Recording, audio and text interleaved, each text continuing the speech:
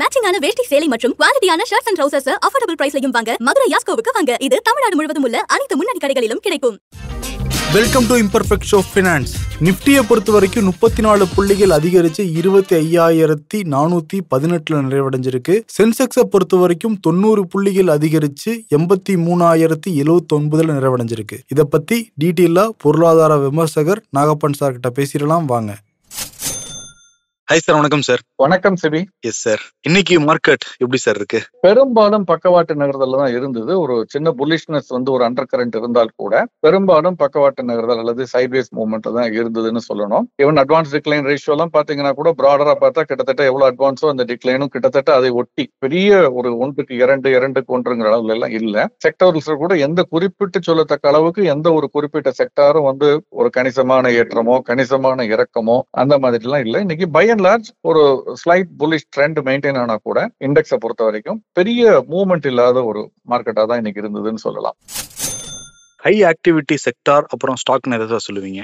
நான் முன்ன சொன்ன மாதிரி செக்டார்ல குறிப்பிடத்தக்க ஒரு பெரிய ஆக்டிவிட்டின்னு எதுவும் இல்லை. ரியல் எஸ்டேட் அந்த மாதிரி 1-2 துறைகள்ல கொஞ்சம் ஆக்டிவிட்டி இருந்தது. பட் தனிப்பட்ட பங்குகள்னு பார்த்தோம்னா சில பங்குகளை குறிப்பிட்டு சொல்லலாம்.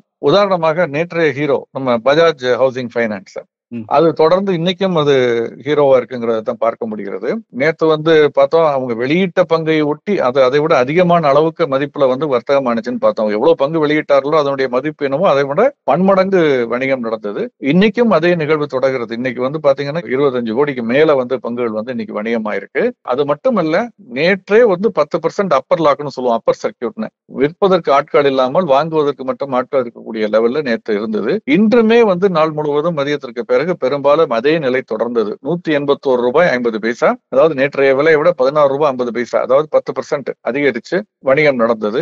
அந்த விலைக்கே 90 லட்சம்க்கு மேல வாங்குவதற்கு ஆட்கள் இருந்தார்கள் ஒரு கட்டத்துல. இந்த ஹீரோட படம் ரொம்ப நாள் ஓடும் போல தெரியுதே சார். ஆமா, இன்னைக்கு இருக்கக்கூடிய டிமாண்ட் அண்ட் சப்ளைன்னு பார்த்தோம்னா லிக்விடிட்டி ட்ரிவன்ல அப்படித்தான் இருக்கு. ஏன்னா ஒரு நல்ல ப்ரொமோட்டர், ஒரு நல்ல தொழில், அந்த தொழில் இரண்டையும் சேர்த்து பார்க்கிறார்களே தவிர அதற்கு இந்த மதிப்பு நியாயமான மதிப்பா சரியான மதிப்பை கொடுக்குறோமாங்கிறத இன்னைக்கு பாக்குற லெவல்ல மார்க்கெட்ல முதலீட்டாளர்கள் இல்லைன்னு நான் நினைக்கிறேன். ஆனா அதே சமயத்துல ஓலா எலக்ட்ரிக்கும் அதே மாதிரி இன்னைக்கு அப்பர் சர்க்கியூட்ல கொஞ்சம் நேரம் வணிகமான ஒரு பங்கு நேற்றைய முடிவை விட 10% அதிகமா வணிகமானுச்சு. அதற்கு பிறகு சைட்வேஸ் மூவ்மெண்ட்டுக்கு வந்துருச்சு. பட் புல்லிஷ்னஸ் கண்டினியூ ஆகக்கூடிய ஒரு ஸ்டாக்கா இருக்கிறத இன்னைக்கு பார்க்க முடிந்தது.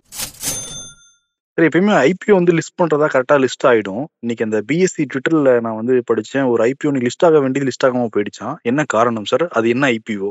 இதுக்கு தான் நம்ம திரும்ப முதலீட்டாளர்களை ரொம்ப உஷார்படுத்திக்கிட்டே இருந்தோம். டிராபிக் சால்வ் அப்படின்னு சொல்லி, டிராபிக் சால்வ்ங்கிறது டிராபிக் சொல்யூஷன்ங்கிறது அது ஒரு மாதிரியான வார்த்தைகளாக போட்டு டிராபிக் சால்வ் ஐடிஎஸ் அப்படின்னு சொல்லி ஒரு ஐடி சொல்யூஷன் ஒரு நிறுவனம். அவங்க அந்த ஆட்டோமேஷன், அந்த டிரான்ஸ்போர்டேஷன், அதுல மொபைலிட்டி, அதுல இருக்கக்கூடிய ஒரு நிறுவனம். அந்த எஸ்எம்இ நிறுவனம் ஸ்மால் அண்ட் மீடியம் என்டர்பிரைசஸ் எக்ஸ்சேஞ்சில் தங்களுடைய பங்குகளை லிஸ்ட் பண்றதுக்காக ஒரு ஐபிஓ வந்தாங்க. கிட்டத்தட்ட 345 மடங்கு சப்ஸ்கிரிப்ஷன் அனுப்பிச்சு. எல்லாமே 300 மடங்கு 200 மடங்கு இப்படிதான் சார் இருக்கு ஐபிஓ எல்லாமே. இல்ல, பட் இதனுடைய இஷ்யூ சைஸும் கொஞ்சம் சின்னம். பட் இருந்தால் கூட QIBன்னு சொல்லக்கூடிய பெரும் முதலீட்டாளர்கள் 129 மடங்கு, அதே மாதிரி NIIன்னு சொல்லக்கூடிய நான் இன்ஸ்டிடியூஷனல் இன்வெஸ்டர்ஸ் 700 மடங்கு, ரீட்டைல் இன்வெஸ்டரே 317 மடங்குக்கு இதை சப்ஸ்கிரைப் பண்ணியிருந்தாங்க. இந்த பங்கு இன்னைக்கு பட்டியலிடப்பட்டிருக்க வேண்டும். ஆனா மும்பை பங்கு சந்தை என்ன பண்ணாங்கன்னா ஒரு ட்விட்டர்ல ஒரு அறிவிப்பு வெளியிட்டு இருக்காங்க. இந்த வெளியீடு சம்பந்தமாக, இந்த நிறுவனம் சம்பந்தமாக கேட்கப்பட்ட சில குவரிஸுக்கு இன்னும் பதில் வரல, திருப்திகரமான பதில் இன்னும் வரல. அதனால தற்காலிகமாக இதை ஒத்தி வைத்திருக்கிறோம் அப்படின்னு சொல்லியிருக்காங்க. இதை அந்த பதில் அந்த நிறுவனம் கொடுத்து அது பிஎஸ்சிக்கு திருப்திகரமாக இருந்தால் என்னைக்கு லிஸ்ட் பண்ண போறோங்கிறத அவங்க மாலையோ நாளையோ எப்ப திருப்திகரமாக அறிவிப்பார்கள். அது வரைக்கும் இந்த முதலீட்டாளருடைய அந்த பணம்ங்கிறது அங்க மாட்டிக்கிட்டு இருக்கு, சிக்கிக்கிட்டு இருக்கு. சோ இதுதான் நம்ம சொல்றோம் திரும்ப திரும்ப, முதலீட்டாளர்கள் குறிப்பாக எஸ்எம்இ ஐபிஓல ரொம்ப கவனமா இருக்கணும். ஏன்னா அது பெரும் முதலீட்டாளர்களுக்கான ஒரு முதலீடாகத்தான் இருக்கிறதுன்னு நான் நினைக்கிறேன். சார், இந்த ப்ரொமோட்டர்ஸ் டிவிடெண்ட் இதை பத்தி நான் ஒரு செய்தி படிச்சேன். அதிகமா டிவிடெண்ட் தர கம்பெனினா இது சார்? இன்னைக்கு ப்ரொமோட்டர்ஸ்லயே அதிகமாக டிவிடெண்ட் ரிசீவ் பண்ணக்கூடியவங்க ஒரு தனி நபர் அல்ல, அது ஒரு நிறுவனம், டாடா சன்ஸ். அந்த நிறுவனம் அவங்க சொந்தமா வைத்திருக்கக்கூடிய நிறுவனங்கள் டாடா, அதுல பெரும்பான்மையான டிவிடெண்ட்ங்கிறது டிசிஎஸ்ல தான் வருது. அது போக மற்ற நிறுவனங்கள்லாம் அதுல டிவிடெண்ட் கொடுக்குறாங்க. அந்த டிவிடெண்ட் எல்லாம் டாடா சன்ஸ்ங்கிற அந்த நிறுவனத்துக்கு 36,000 கோடி போன வருஷம் டிவிடெண்ட் போயிருக்கு. தனி நபர்னு எடுத்துக்கிட்டோம்னா ஆசிஸ் பிரேம்ஜி விப்ரோ நிறுவனத்தினுடைய உரிமையாளர், அதனுடைய பெரும்பகுதி பங்குகளை அவர் தான் வைத்திருக்கிறார். பங்குச்சந்தையில பட்டியலிடப்பட்டு வணிகமாகிறது மிக குறைவான அளவுதான் பங்குகள். அவருக்கு 9,131 கோடி டிவிடெண்ட் போனதாக தகவல். ஆனா அதுல ஒரு விஷயத்தை கவனிக்கணும். அந்த 9,131 கோடியில அந்த பங்கு பைபேக்னு சொல்லுவோம், அதுல வந்து தொகையும் அடங்கும். அதனால இது ரெண்டையும் தவிர்த்துட்டு ஒரு தனி நபருக்கு டிவிடெண்ட் அதிகமா வந்துச்சு அப்படின்னு பார்த்தோம்னா ப்ரொமோட்டர்ஸ்ல சிவ் நாடார் HCL டெக்னாலஜி நிறுவனத்தினுடைய ப்ரொமோட்டர், அவருக்கு 8,500 கோடி ரூபாய்க்கு மேல டிவிடெண்ட் வந்திருப்பதாக தகவல் வெளியாகி இருக்கிறது. டைம்ஸ் இதுல கூட HCL நிறுவனம் முதலிடத்தை வந்து பிடிச்சிருக்கு. HCL நிறுவனம் தொடர்ந்து இனிமேட்டு வந்து பங்குகள் அவங்களோட விலை எல்லாம் அதிகரிக்க வாய்ப்பு இருக்கா சார்? சரி, நம்ம சொன்ன மாதிரி ஒரு தனி நிறுவனத்தினுடைய விலை பத்தி நம்ம பேச முடியாது. பட் HCL டெக் அந்த நிறுவனம் வந்து டைம் அந்த பத்திரிகை வந்து அவங்களுடைய 2024 ஆண்டுக்கான உலகத்தில் தலை சிறந்த நிறுவனங்கள் அப்படின்னு சொல்லி துறை வாரியாக ஒரு லிஸ்ட் வெளியிடுவாங்க. அதுல இந்த ப்ரொஃபஷனல் சர்வீசஸ்ங்கிறதுல பார்த்தோம்னா சர்வீஸ் அளவுல அது வந்து 10வது இடத்துல இருக்கு. இந்தியாவை தலைமையிடமாக கொண்டு செயல்படக்கூடிய நிறுவனங்கள்ல முதலாவதாக இருக்கிறது அந்த HCL டெக் நிறுவனம்ங்கிறது. இது வந்து நிச்சயமாக ஒரு பெருமளிக்கக்கூடிய ஒரு விஷயம் மட்டுமல்ல, முதலீட்டாளர்களுக்கு மகிழ்ச்சி அளிக்கக்கூடிய ஒரு விஷயம். இந்த IT நிறுவனங்கள் டாப் 5 நிறுவனங்கள்ல பார்த்தோம்னா தொடர்ந்து அதிக அளவுல டிவிடெண்ட் கொடுக்கக்கூடிய நிறுவனமாகவும் பல ஆண்டுகளாக இந்த நிறுவனம் இருந்து வருகிறது. இந்த விலை இப்போதைக்கு உச்சமா குறைவாங்கிறதெல்லாம் முதலீட்டாளர்கள் வந்து ஆராய்ந்து முதலீடு செய்யறது நல்லது. நிறைய பேர் டிவிடெண்ட் வச்சு மட்டுமே முதலீடு எல்லாம் செய்வாங்களே சார், மாசம் மாசம் இவ்வளவு வரும், அதை வச்சு நம்ம ஒரு EMI கட்டலாம், அது சரியான ஒரு அணுகுமுறையா சார்? இல்ல, பொதுவாக டிவிடெண்ட்ங்கிறது மாசம் மாசம் வந்து பெரும் நிறுவனங்கள் கொடுப்பதில்லை. வெறும் சில நிறுவனங்கள் முன்னால கேட்பரின்னு ஒரு நிறுவனம் இருந்தது. இந்த மாதிரி நிறுவனங்கள் காலாண்டிற்கு ஒரு முறை கொடுப்பாங்க. மணப்புறம் கூட முன்னால அப்படி கொடுத்துட்டு இருந்தாங்க. இப்ப அதெல்லாம் வந்து மாறிடுச்சு. ரெண்டாவது, முதலீட்டாளர்கள் பங்கு முதலீடுங்கிறது வளர்ச்சிக்காக முதலீடு செய்யறதே தவிர அந்த டிவிடெண்டுக்காக முதலீடு செய்யறதுங்கிறது மிக குறைவாகத்தான் இருக்கும். அப்படியே டிவிடெண்ட் வந்தாலும் அந்த விலையோடு ஒப்பிட்டு பார்க்கும் பொழுது, அந்த பங்குகள் நம்ம வாங்கக்கூடிய விலையோடு ஒப்பிட்டு பார்க்கும் பொழுது வரக்கூடிய வருவாய் ஈல்டுங்கிறது மிக குறைவாக இருக்கும். உதாரணத்துக்கு சென்செக்ஸோ நிப்டியோ எடுத்துக்கிட்டீங்கன்னா, நிப்டியில் இருக்கக்கூடிய 50 பங்குகள் தரக்கூடிய முதலீடுங்கிறது அந்த விலையோடு ஒப்பிட்டு பார்த்தோம்னா, நம்ம அதை வாங்கும் பொழுது அந்த 50 பங்குகளை வாங்குறோம், அதுல வரக்கூடிய வருவாய்னு பார்த்தோம்னா கிட்டத்தட்ட 1% அல்லது 1.1% தான் நமக்கு ரிட்டர்ன் அல்லது ஈல்டுங்கிறது இருக்கும் அந்த டிவிடெண்ட் கணக்கு போட்டு பாத்தீங்கன்னா.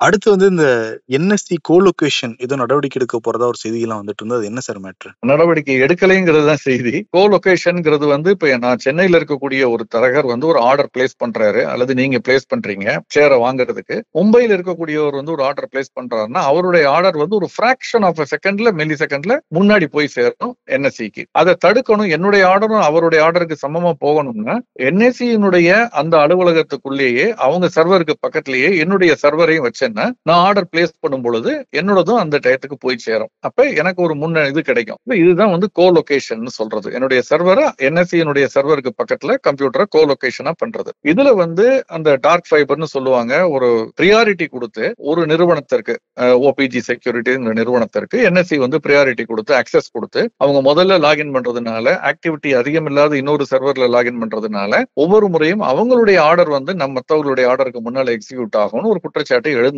இது எழுந்து கிட்டத்தட்ட 9-10 ஆண்டுகளாக போகுது. 2014-15 இருந்து அல்லது 16 இருந்து நினைக்கிறேன். அந்த இதற்கு பிறகு இதை இன்வெஸ்டிகேட் பண்ணிக்கிட்டே இருக்காங்க.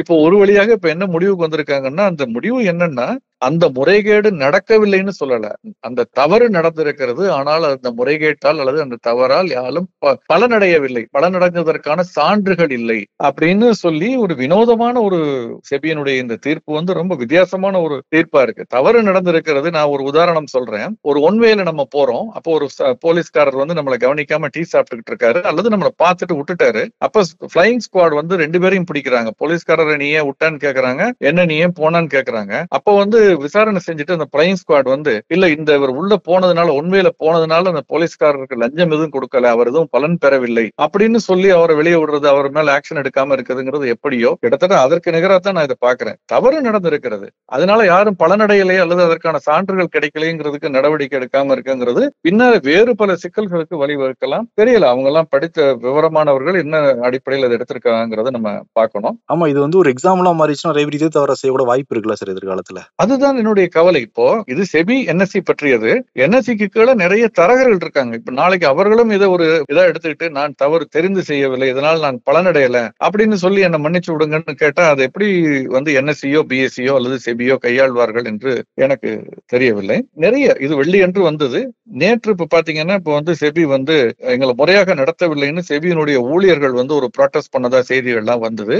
அதற்கு வந்து அது எச்சரிக்கையோடு ஒரு இது வந்து பிரஸ் ரிலீஸ் கொடுத்திருந்தாங்க செபி. ம். அந்த பிரஸ் ரிலீஸே இப்ப நேற்று வித்ட்ரா பண்ணிருக்காங்க. நாங்க இன்டர்னலா எங்களுக்குள்ள நாங்க பேசி சமரசம் செய்து நடவடிக்கை எடுத்துக்கிறோம். இதை வந்து பொதுவெளிக்கு நாங்க கொண்டு வர விரும்பலைன்னு இதெல்லாம் பொதுவெளிக்கு வந்ததற்கு பிறகு இதை திரும்ப வித்ட்ரா பண்ணிருக்காங்க. இதெல்லாம் நினைச்சா என்னவோ நடக்குது, மர்மமா இருக்குது மங்கள் அந்த மாதிரி இது இருக்குது. பட் இது எப்படியோ ஒரு ரெகுலேட்டர் should be above boardன்னு சொல்லுவாங்க. ஒருத்தர் நியாயமாக இருப்பது மட்டுமல்ல, நியாயமா இருப்பதாக மக்கள் கண்ணில் படுவதும் ரொம்ப முக்கியம். ஆப்டிக்ஸ் அது மாதிரியான ஒரு வெளிப்படைத்தன்மை வரும் நான் நம்புறேன். பார்க்கலாம் சார். வெளிப்படைத்தன்மை தான் இல்லைங்கிறாங்க செபில தொடர்ந்து. ஓகே, அவங்க பிரஸ் ரிலீஸ் கொடுத்து வாபஸ் வாங்குறதெல்லாம் என்ன மாதிரி ஒரு இதுன்னே புரிஞ்சுக்க முடியல நம்மளால, நீங்க சொன்ன மாதிரி. அடுத்து வந்து crude oil, gold, silver, commodity பத்தி சொல்லுங்க சார். கச்சா எண்ணெயுடைய விலை பார்த்தீங்கன்னா வந்து நம்ம $65 தொட்டிருந்தது சென்ற வார கடைசியில. பட் இந்த வார துவக்கத்துல இருந்து ஏற ஆரம்பிச்சது. இப்ப $70 தாண்டிடுச்சு. தாண்டி இதுக்கு முக்கியமான 3 காரணங்களை சொல்லலாம். ஒன்று, மெக்சிகோல, அமெரிக்காவில அந்த மெக்சிகன் கல்ஃப்னு சொல்லுவோம், அங்க வந்து கச்சா எண்ணெய் உற்பத்தி இருக்குது. அது வந்து அங்க ஒரு ஹரிகேன் புயல் வந்ததன் காரணமாக பாதிக்கப்பட்டிருக்கு ஒரு பகுதி. அது ஒரு காரணம். 2வது, லிபியாவிலிருந்து வரக்கூடிய சப்ளை வந்து கொஞ்சம் குறைஞ்சிருக்குன்னு சொல்றாங்க. 3வதாக பெடரல் ரேட் கட்டு.